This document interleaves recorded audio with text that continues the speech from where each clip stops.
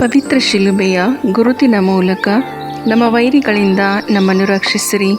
ನಮ್ಮ ಸರ್ವೇಶ್ವರ, ಪಿತನ, ಸುತನ ಮತ್ತು ಪವಿತ್ರಾತ್ಮನ ನಾಮದಲ್ಲಿ ಆಮೇನ್.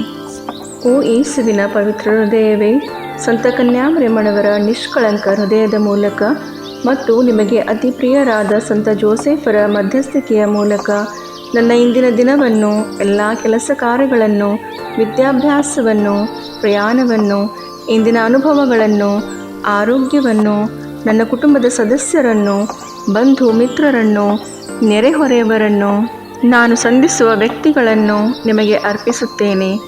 ನಾನು ಆಡುವ ಮಾತು, ಮಾಡುವ ಆಲೋಚನೆಗಳು, ತೆಗೆದುಕೊಳ್ಳುವ ನಿರ್ಧಾರಗಳನ್ನು ಆಶೀರ್ವದಿಸಿ ಅವುಗಳಿಗೆಲ್ಲ ನೀವೇ ಪ್ರೇರಣೆಯಾಗಿರಿ.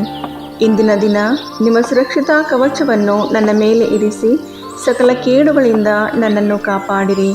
ದಿನದ ಪ್ರತಿ ಗಂಟೆಯಲ್ಲಿಯೂ ನನ್ನೊಂದಿಗೆ ಇದ್ದು ನನ್ನನ್ನು ಕೈ ಹಿಡಿದು ನಡೆಸಿರಿ. ಆಮೇನ್. ಸಂತ ಲೂಕನು ಬರೆದ ಸುಸಂದೇಶದಿಂದ ವಾಚನ.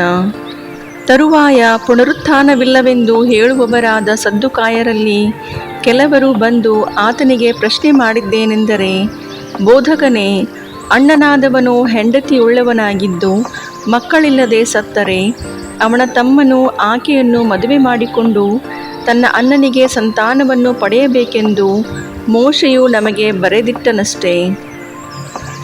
ಒಳ್ಳೆಯದು. 7 ಮಂದಿ ಅಣ್ಣ ತಮ್ಮಂದಿರಿದ್ದರು. ಮೊದಲನೆಯವನು ಹೆಂಡತಿಯನ್ನು ಮಾಡಿಕೊಂಡು ಮಕ್ಕಳಿಲ್ಲದೆ ಸತ್ತನು. ಎರಡನೆಯವನು ಅವನ ತರುವಾಯ ಮೂರನೆಯವನು ಆಕೆಯನ್ನು ಮದುವೆ ಮಾಡಿಕೊಂಡರು. ಇದೇ ರೀತಿಯಾಗಿ 7 ಮಂದಿಯೂ ಮದುವೆ ಮಾಡಿಕೊಂಡು ಮಕ್ಕಳಿಲ್ಲದೆ ಸತ್ತರು. ಕಡೆಯಲ್ಲಿ ಆ ಸ್ತ್ರೀಯೂ ಸತ್ತಳು. ಹಾಗಾದರೆ ಪುನರುತ್ಥಾನದಲ್ಲಿ ಆ ಸ್ತ್ರೀಯು ಅವರೊಳಗೆ ಯಾರ ಹೆಂಡತಿಯಾಗಿರುವಳು? ಆಕೆಯನ್ನು 7 ಮಂದಿಯೂ ಮದುವೆ ಮಾಡಿಕೊಂಡಿದ್ದರಲ್ಲ ಎಂದರು.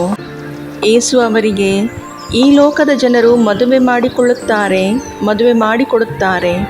ಆದರೆ ಆ ಲೋಕವನ್ನು ಸತ್ತವರೊಳಗಿಂದ ಪುನರುತ್ಥಾನವನ್ನು ಪಡೆಯುವುದಕ್ಕೆ ಯೋಗ್ಯರೆನಿಸಿಕೊಂಡಿರುವವರು ಮದುವೆ ಮಾಡಿಕೊಳ್ಳುವುದೂ ಇಲ್ಲ, ಮಾಡಿಕೊಡುವುದೂ ಇಲ್ಲ. ಅವರು ಇನ್ನು ಮರಣಕ್ಕೆ ಗುರಿಯಾಗುವುದೇ ಇಲ್ಲ. ಪುನರುತ್ಥಾನವನ್ನು ಹೊಂದಿದವರಾಗಿದ್ದು ದೇವದೂತರಿಗೆ ಸರಿಸಮಾನರೂ ದೇವರ ಮಕ್ಕಳೂ ಆಗಿದ್ದಾರೆ.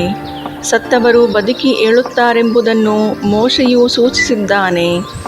ಅವನು ಪೊದೆಯ ಸಂಗತಿ ಇರುವ ಅಧ್ಯಾಯದಲ್ಲಿ ಕರ್ತನನ್ನು ಅಬ್ರಹಾಮನ ದೇವರು, ಇಸಾಕನ ದೇವರು, ಯಾಕೋಬನ ದೇವರು ಎಂದು ಹೇಳಿದ್ದಾನೆ. ದೇವರು ಜೀವಿತರಿಗೆ ದೇವರಾಗಿದ್ದಾನೆ ಹೊರತು ಜೀವವಿಲ್ಲದವರಿಗೆ ಅಲ್ಲ. ಆತನಿಗೆ ಎಲ್ಲರೂ ಜೀವಿಸುವವರೇ ಎಂದು ಹೇಳಿದನು.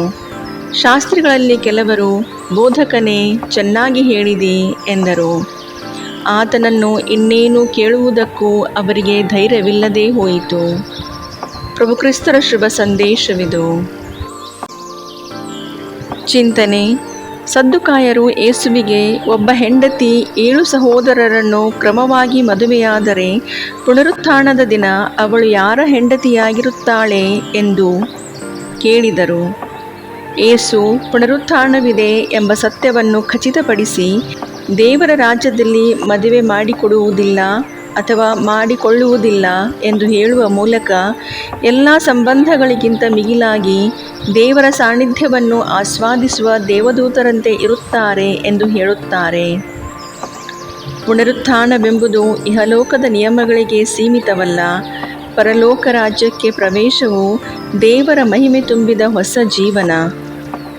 ಸ್ವರ್ಗ ರಾಜ್ಯವನ್ನು ಪ್ರವೇಶಿಸಲು ಬೇಕಾದ ಯೋಗ್ಯತೆಗಾಗಿ ಪ್ರಾರ್ಥಿಸೋಣ. ಪ್ರೀತಿಯ ತಂದೆಯೇ, ನೀವು ಅಬ್ರಹಾಮನ ದೇವರು, ಇಸಾಕನ ದೇವರು ಮತ್ತು ಯಾಕೋಬನ ದೇವರಾಗಿದ್ದೀರಿ. ನೀವು ಜೀವಿಸುವ ದೇವರಾಗಿದ್ದೀರಿ.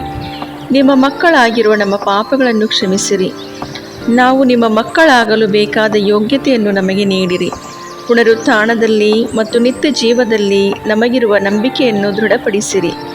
ನಾವು ಒಂದು ದಿನ ಇಹಲೋಕದಿಂದ ಮರೆಯಾಗಿ ನಿಮ್ಮ ಕಡೆಗೆ ಬರುವಾಗ ನಿತ್ಯ ಜೀವನದಲ್ಲಿ ಭಾಗಿಗಳಾಗುವಂತೆ ನಮ್ಮನ್ನು ನಿಮ್ಮ ಕರುಣೆಯ ಕರಗಳಿಂದ ಸ್ವೀಕರಿಸಿರಿ. ನಮ್ಮ ಪ್ರಭು ಯೇಸು ಕ್ರಿಸ್ತರ ಮುಖಾಂತರ. ಆಮೇನ್.